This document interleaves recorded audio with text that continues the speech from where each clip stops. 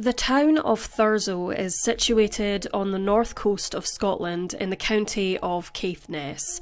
The most northerly settlement on the British Isles, Thurso's history is rich in Viking heritage, with the name of the town itself deriving from Celtic and Norse influence, translated as the place on Thor's River. The Thurso River itself, known for salmon fishing, measures approximately 34 miles in length and travels through various areas of the county before reaching its mouth, which flows into Thurso Bay and the Pentland Firth, the sea corridor separating the Atlantic Ocean and the North Sea, which crosses towards the Orkney Isles. Thurso's nearest port of Scrabster plays a significant role in the white fish industry across the country and regularly has ferries crossing to Orkney via the MV Hamnavoe. Thurso is also famously known for being a hotspot for surfers who enjoy the reef break waves and those who travel the North Coast 500.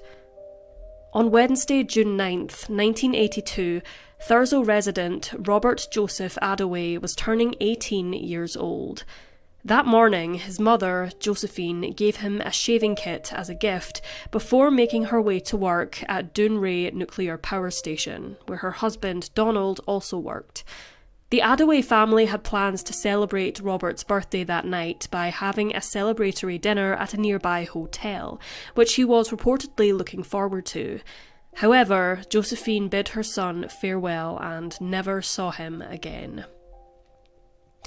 Robert was described by his family and friends as rather solitary, but he had several friends whom he was close to. Robert loved listening to music and playing sports and had recently left Thurso High School with plans to study at Glasgow University in the autumn of that same year. He was very intelligent and had won several academic prizes for his efforts, though he was not a very practical person. He lived with his family on Princes Street in the town and was often seen walking their dog. The night prior to Robert's disappearance, he spoke with his brother, Simon, who was 20 years old at the time. According to him, Robert appeared to be in usual spirits, and nothing seemed out of the ordinary. As brothers do, they had argued in the past, but nothing substantial, and at the time, the brothers were seemingly on good terms. Sometime between 8 a.m. and noon, Robert left the family residence on Princes Street and vanished without a trace. Several sightings of the teen were reported following his disappearance by friends and relatives who had seen him in the Thurso area. However, as the days passed, further sightings were reported from across the county of Caithness, many near roads, leading many to believe that Robert may have possibly hitchhiked somewhere, especially given the fact that some witnesses reported the young man to be wearing a rucksack. Following Adaway's disappearance, police in Caithness searched the Thurso area extensively, scouring along the coastline and searching a number of quarries, but without success.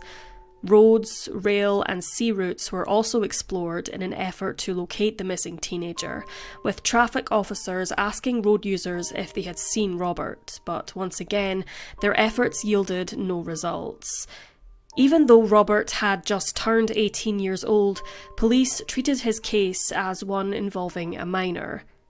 They tried to determine what means Robert could have had to leave the county, but failed to establish it.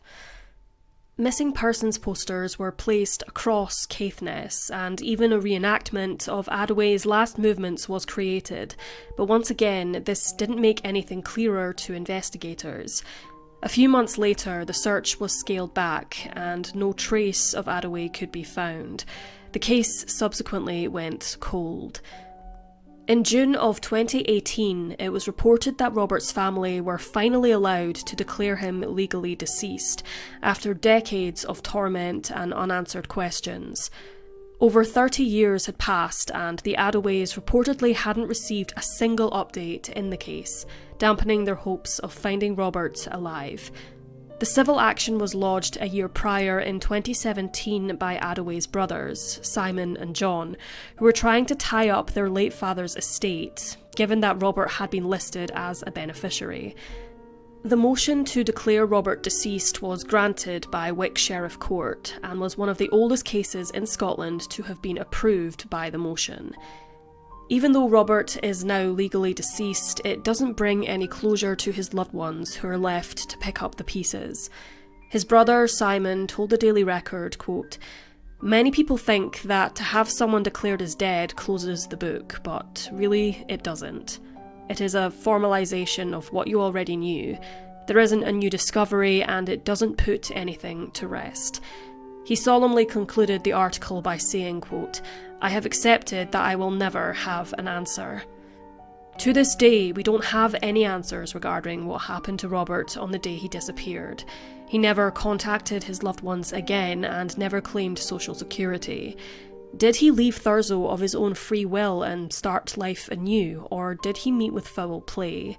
Unfortunately, without any potential clues or evidence, it's difficult to say either way. He seemed in good spirits, and according to his loved ones, they didn't believe he was capable of vanishing into thin air. His brother believes that Robert was possibly lured from the street, but again, without evidence, it's difficult to conclude what occurred to him. Suicide has also been suggested, but once again, this theory remains unfounded. Robert had birthday dinner plans on the night in question, which doesn't seem to align with suicide, although it's not entirely out of the question. According to the Police Scotland website, the National Crime Agency UK Missing Persons Unit have been working with the police in Caithness in recent years in an effort to resolve the case. They state that even though the case has been ongoing for over 40 years, the file will remain open until it is resolved. They also pledged to follow up any tips or leads called in to authorities using methods which were unavailable at the time Robert disappeared. At the time of his disappearance in 1982, Robert Adaway was 18 years old, Caucasian, standing at 5 feet 11 inches tall with a slim build. He has blue eyes and dark brown medium-length curly hair and was last seen wearing a dark brown polo neck Shetland wool jumper, a pair of brown corduroy trousers, a pair of red socks, brown shoes and possibly a blue parka jacket with a hood. He may have also had a rucksack or something similar in his possession when he vanished. According to various reports, Adaway was asthmatic and left his home that morning without his inhaler. If alive today, Robert Adaway would be 59 years old. Unfortunately, Robert's mother, Josephine, passed away in 1989 at the age of 53, and his father, Donald, died in 2016 aged 80, without any closure or answers as to what fate befell their son.